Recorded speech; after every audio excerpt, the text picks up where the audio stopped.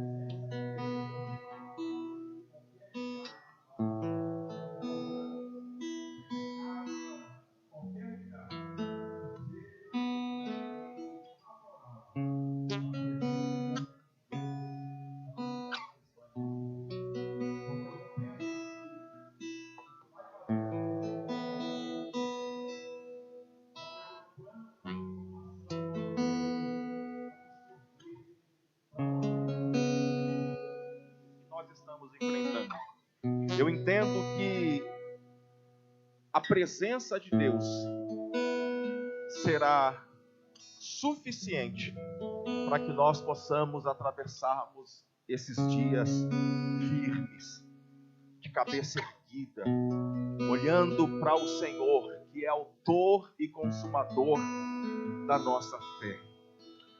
Querido, abra a sua Bíblia. 1 de Pedro, capítulo 2, versículo 21.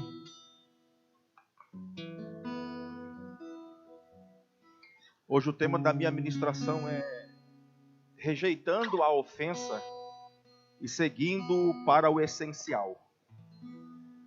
1 Pedro, capítulo 2, versículo 21 diz assim: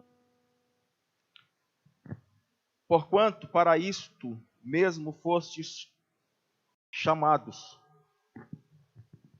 pois que também Cristo sofreu em vosso lugar, deixando-vos o exemplo para seguirdes os seus passos, o qual não cometeu pecado, nem dolo algum se achou na sua boca.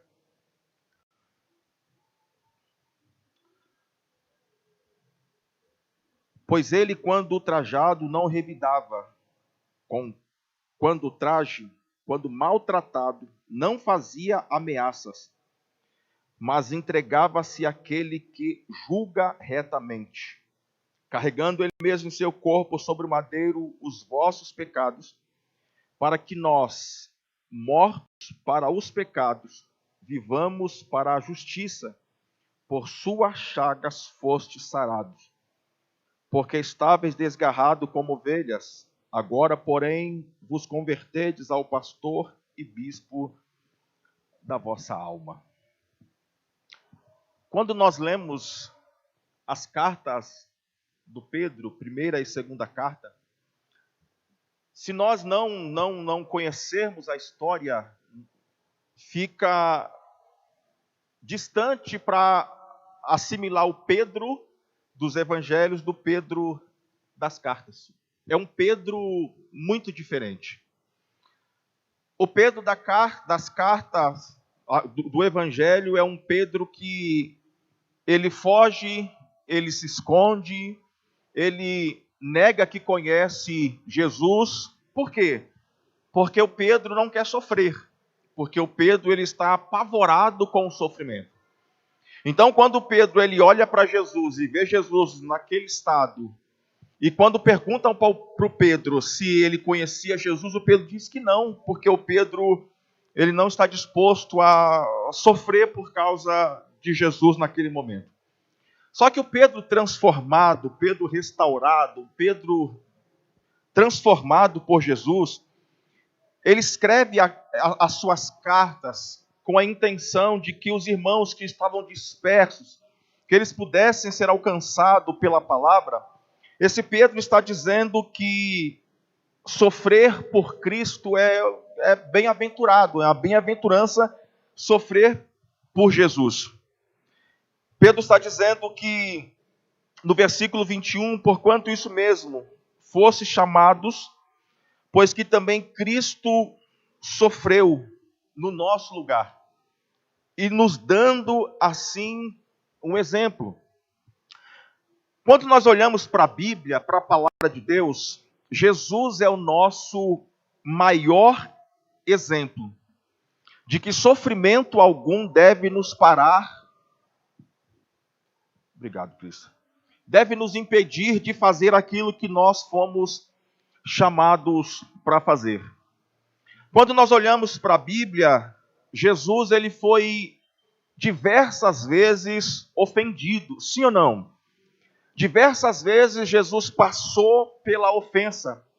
Só que toda a ofensa que Jesus recebeu não impediu que ele cumprisse aquilo que ele veio cumprir.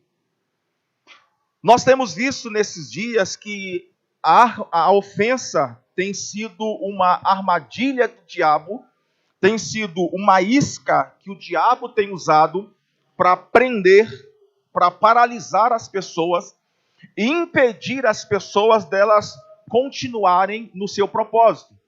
Porque se eu perguntar aqui, quem conhece uma pessoa que se sentiu ofendida ou que literalmente foi ofendida, que parou de caminhar na fé, que parou de ir para a igreja, que abandonou a Jesus, que abandonou a fé, eu tenho certeza que alguém aqui vai levantar a mão dizendo, eu conheço, tem um vizinho, tem um parente, tem alguém que em algum momento da sua caminhada ele se sentiu ofendido e esta ofensa fez com que ele deixasse de fazer aquilo que ele foi chamado para fazer. Porque ele ficou ofendido e ele guardou esta ofensa e isto fez com que ele parasse. Quando nós olhamos para a Bíblia, Lucas, por exemplo, capítulo 11, no versículo 15 e 16, nós vamos ver os fariseus, eles ofendendo Jesus, dizendo que tudo aquilo que Jesus fazia, ele fazia por Beelzebu, né? Então, esse é só um dos exemplos, mas se nós olharmos na Bíblia, nós vamos ver inúmeras vezes Jesus sendo ofendido. Só que a ofensa não foi capaz de paralisá-lo. Jesus veio porque ele sabia da sua missão e ele estava disposto a cumprir a sua missão até o final. A pergunta que eu faço para nós nessa noite é: o quanto que nós já estamos cientes da nossa missão e o quanto nós estamos comprometidos com a nossa missão a ponto de não pararmos a nossa missão por causa de sermos ofendidos.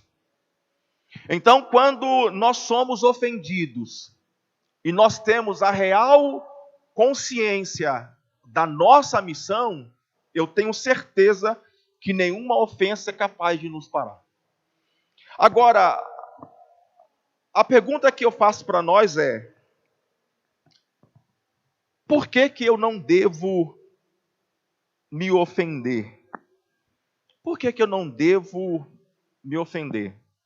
Número 1, porque nós estamos mortos para o pecado. Vou repetir, porque nós estamos mortos para o pecado. Gálatas capítulo 2, versículo 20, por favor. Gálatas capítulo 2 e o verso 20 diz assim: já estou crucificado com Cristo e vivo, não mais eu, mas Cristo vive em mim.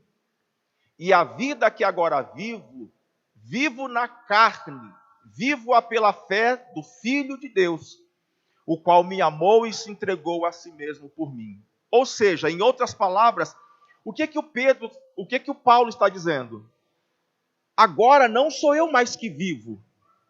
Eu não vivo para satisfazer as minhas vontades. Eu não vivo para fazer os meus gostos. Eu não vivo para me satisfazer. Não.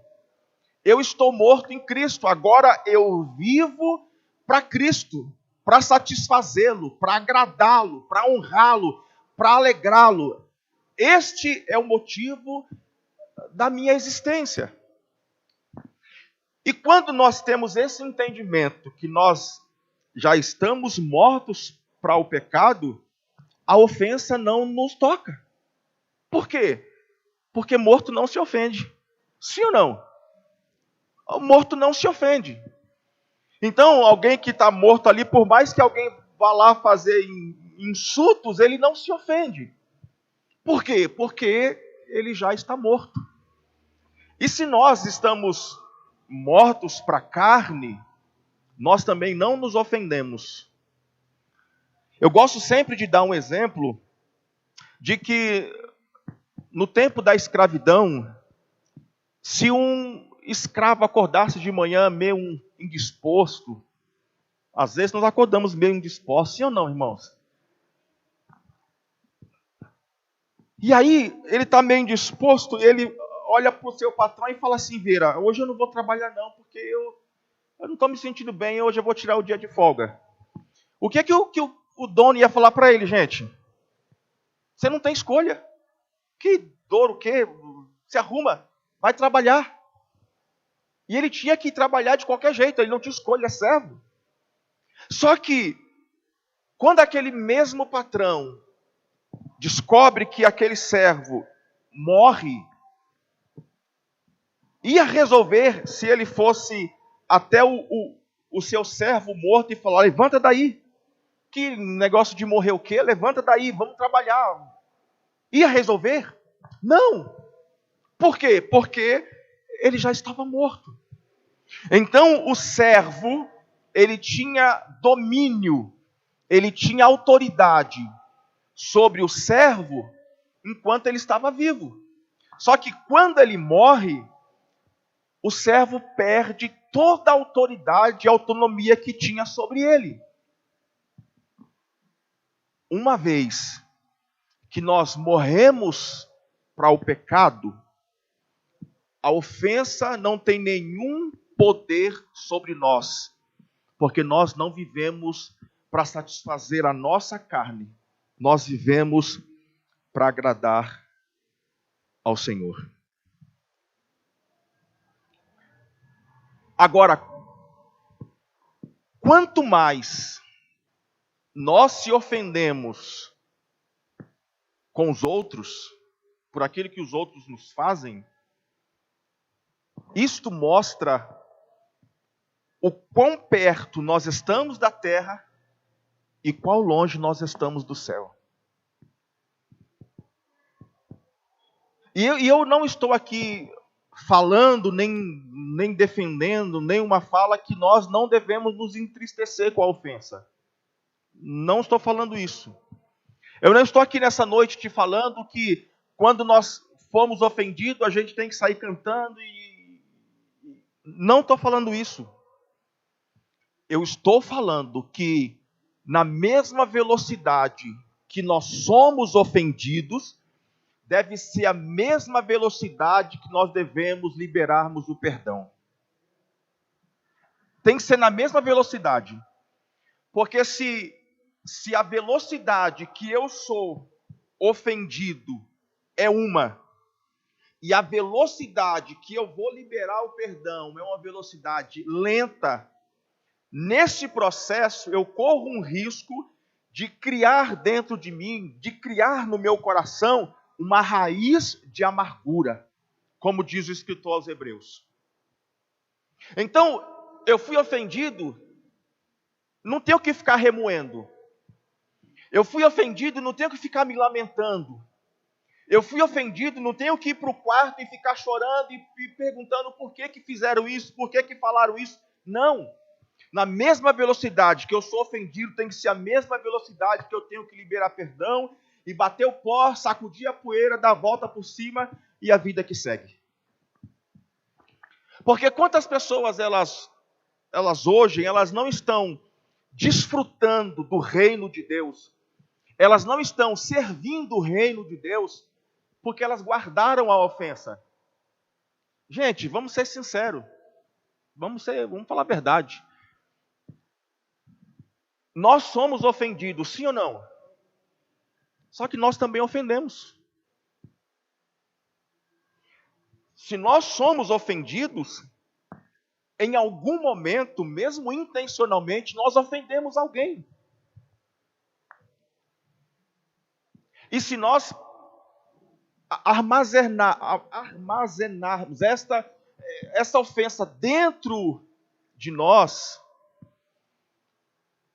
corremos o risco de nos tornarmos pessoas amargas. Pessoas sem convívio. Porque guardamos a ofensa dentro de nós. Número 2. Só para terminar aqui. Quantas pessoas você conhece que em algum momento deixou de servir o reino de Deus, deixou de fazer aquilo que ela fazia com o irmão, porque em algum momento ela se sentiu ofendida pelo irmão? Só que deixa eu te falar algo. Nós não fazemos o que fazemos simplesmente por causa de amizade. Deixa eu repetir. Nós não fazemos o que fazemos simplesmente por causa de amizade. Nós fazemos o que fazemos por causa de um propósito. E o propósito que nos une é bem maior do que aquilo que nos separa. Em algum momento da nossa vida, talvez a gente não vá caminhar juntos, mas por causa de uma afinidade. Mas não podemos deixar de caminharmos juntos por causa do nosso propósito. O nosso propósito é maior do que a nossa afinidade. Número 2.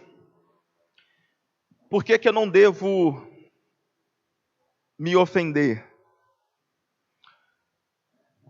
Porque receber a ofensa nos impede de acessar aquilo que é essencial.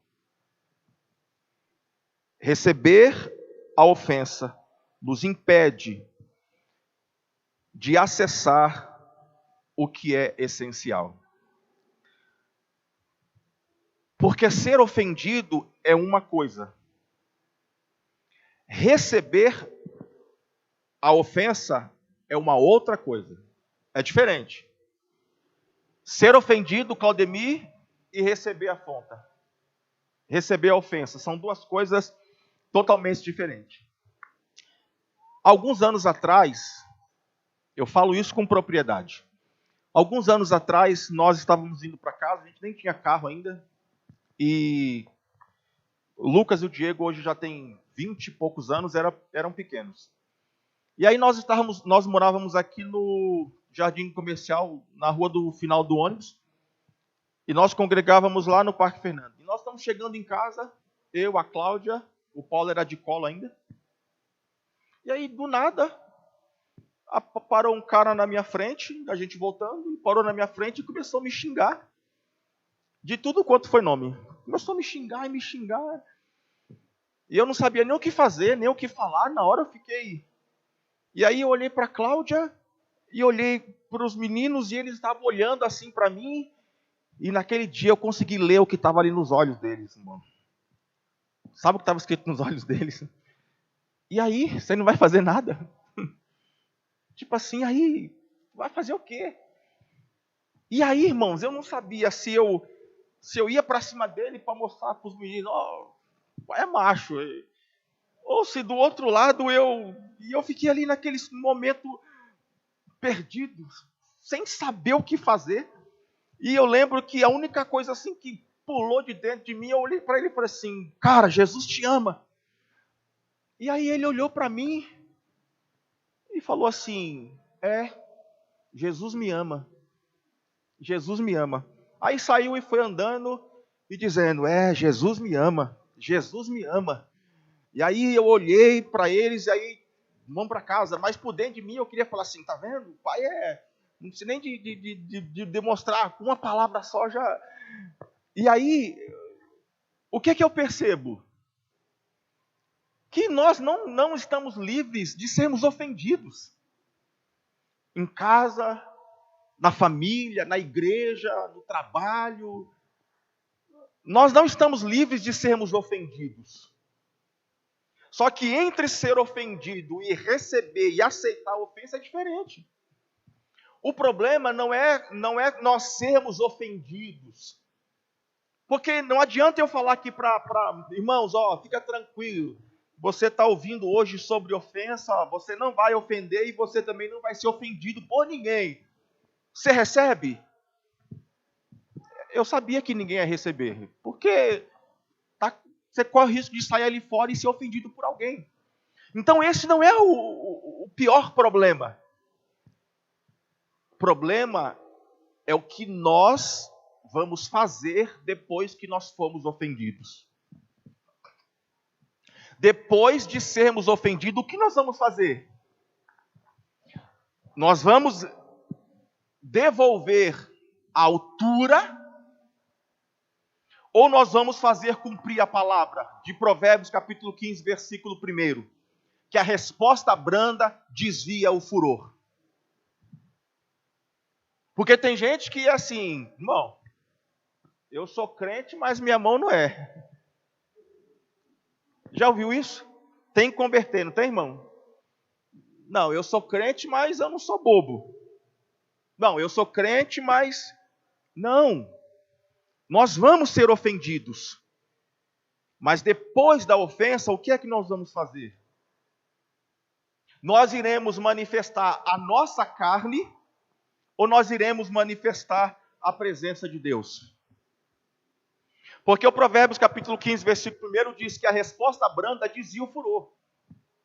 Você já viu alguém que vem todo armado para cima de você, cheio de argumento, cheio de razão, cheio de presunção, e já vem todo armado. E aí ele dá uma palavra, e aí você responde assim: não, meu querido, não, minha querida, tudo bem, está tranquilo, é assim mesmo. Aí a pessoa, na hora, ela se desmonta, porque a palavra diz que a resposta branda, ela desvia o furor. E todas as vezes que eu recebo e eu aceito a afronta, eu crio um muro, às vezes, negando com as minhas palavras que eu não fiquei ofendido. Não tem problema, eu não fiquei ofendido não, está tudo certo. Só que isso não passa de um discurso. Só que as minhas atitudes, elas provam o quanto que aquilo me ofendeu. Abre, por favor, Provérbios, capítulo 18, versículo 19.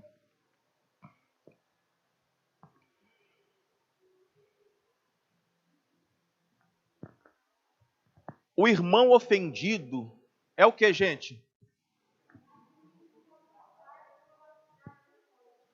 Vamos ler. 1, 2, 3.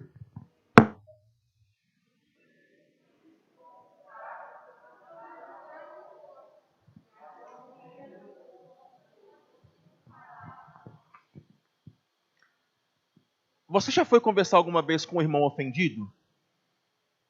Já foi conversar alguma vez? Ele está cheio de razão. Então, tudo que você fala, ele tenta desconstruir a sua fala para justificar o seu sentimento. Então, tudo que você fala, ele vai tentar desconstruir para justificar aquele sentimento que ele está sentindo. Então, alguém que ele aceita a ofensa, ele cria um muro. E ele bloqueia todo o acesso, né, para uma reconciliação amigável. Então, quando nós formos ofendidos, nós não devemos aceitarmos a ofensa. Nós não devemos criarmos muros.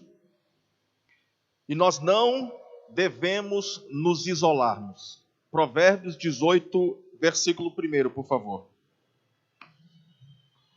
Olha o que está escrito. Busca satisfazer seu próprio desejo. Aquele que faz o que, gente? Aquele que se isola. Ele se insurge contra toda a sabedoria. Então, algumas pessoas, quando elas são ofendidas, elas recebem, aceitam a ofensa, o que elas fazem? Elas se isolam. Elas falam, ah é? Então, a partir de hoje eu não ando mais com fulano. Então, a partir de hoje eu não sou mais desse grupo. A partir de hoje eu não vou mais naquela igreja, eu não vou mais naquela célula, eu não vou mais naquela casa de paz, eu não vou mais. Ela se isola.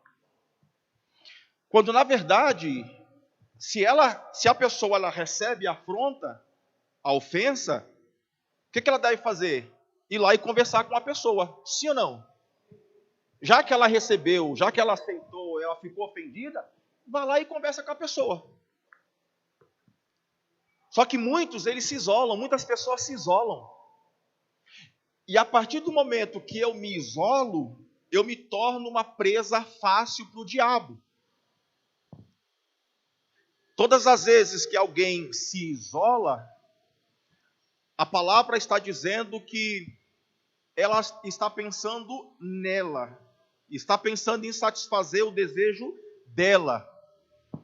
E a palavra diz que ela insurge contra toda a sabedoria. Então, alguém que é ofendido não deve aceitar a ofensa, não deve criar muros e não deve se isolar. Número 3, e nós já vamos orar. Por que eu não devo me ofender? Porque nada justifica guardar ofensa. Por qualquer que seja o argumento, não justifica. Por mais que a pessoa venha e apresente uma tese, vai defender a sua tese para justificar o sentimento que ela está sentindo, não é suficiente. Por quê? Porque quando nós pegamos todo o argumento e levamos à luz da palavra de Deus, todo o argumento cai por terra, porque Jesus disse que nós devemos perdoar. Então não se justifica guardar a ofensa. Porque diante da palavra, todo argumento de ofensa ele cai por terra. Porque Jesus disse que nós devemos perdoar quantas vezes, gente? Não é? Então, se Jesus disse que nós devemos estar sempre dispostos a perdoar, não justifica nós guardarmos a ofensa. Marcos capítulo 11, versículo 25 e 26, Jesus disse que nós devemos perdoar se nós quisermos sermos perdoados. Então, a pessoa nos faz uma ofensa. Esta ofensa, ela vira um ressentimento. Esse ressentimento vai levar à falta de perdão. A falta de perdão vai criar dentro de nós uma raiz de amargura. Essa raiz de amargura vai nos levar para o ódio. E esse ódio vai nos levar para a morte espiritual. E a morte espiritual vai nos levar para a morte física. Em 2021, não caia nesta armadilha. Em 2021, não permita o diabo usar a ofensa como uma isca para nos prender, como uma isca para nos paralisar. O propósito de uma armadilha não é necessariamente matar, e sim que a presa fique à mercê de quem a aprisionou. Então, a ofensa é uma armadilha do diabo, não para nos matar, mas para nos deixar reféns, para nos deixar presos, para nos fazer prisioneiros. Lá na cruz, Jesus foi ofendido. Lá na cruz, Jesus venceu a ofensa, para que nós pudéssemos vencer também. Por favor, se coloque de pé.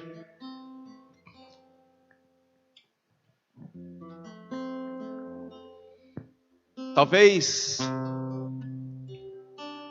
muitos de nós, ao longo da nossa vida, nós fomos guardando dentro de nós ofensas, palavras, insultos,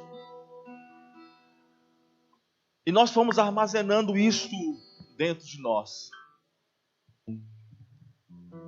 E em algum momento da nossa vida, nós percebemos que aquilo que nós ouvimos lá atrás tem pesado hoje, tem bloqueado os nossos relacionamentos hoje, tem bloqueado a nossa autoconfiança, porque em algum momento alguém nos ofendeu e nós guardamos isso dentro de nós. Isso tem nos feito mal, isso tem nos adoecido, isso tem nos impedido de viver em Deus na sua plenitude. Eu penso que hoje Deus nos trouxe aqui para nós colocarmos diante dele toda a ofensa que nós recebemos. Eu penso que Deus nos trouxe aqui porque hoje é uma noite de nós nos lavarmos, hoje é uma noite de nós nos limparmos, hoje é uma noite de nós sairmos daqui livre de ofensa, livre de qualquer sentimento que tem nos ferido, livre de qualquer sentimento que tem roubado a nossa autoconfiança, livre de todo sentimento que tem nos impedido de olhar para frente e crer que algo bom, e crer que algo melhor em Deus nós vamos encontrar. Porque existem pessoas que estão olhando para trás e elas estão se debruçando em cima das ofensas que elas receberam e estão dizendo assim: é verdade o que falaram de mim, é verdade que eu não ia progredir na vida, é verdade, é por isso que eu não estou dando certo, é verdade. Gente, Deus nos trouxe aqui essa noite para falar para nós que nele nós encontramos liberdade. Em Deus nós não precisamos viver preso ao nosso passado. Em Deus nós não precisamos viver preso em palavras que nós recebemos.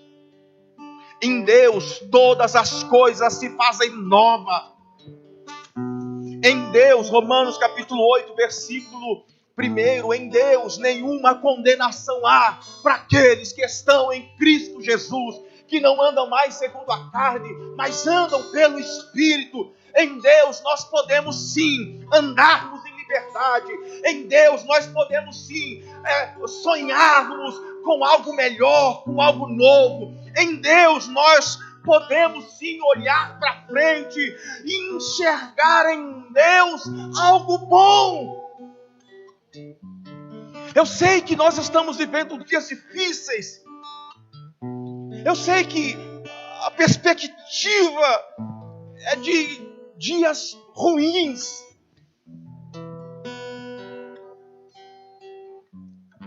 Mas em Deus, todo o nosso medo, ele foi vencido lá na cruz. Aquilo que nós não podemos fazer por nós, nós podemos fazer por Ele. Então nessa noite, enquanto eles vão louvar,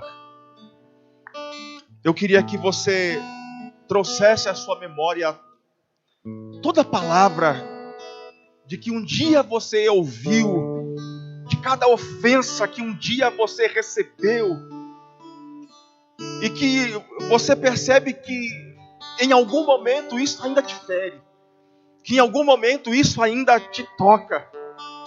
Eu queria que nessa noite você colocasse diante de Jesus. Eu queria que você nessa noite crucificasse esses sentimentos, que você crucificasse esses pensamentos. E eu tenho certeza que em Cristo, através de Jesus, nós podemos olhar para frente e segui-lo. Como disse o Paulo em Filipenses capítulo 3, versículo 13: esquecendo-me das coisas que para trás ficaram, eu avanço para aquelas que estão diante de mim, eu prossigo para o alvo.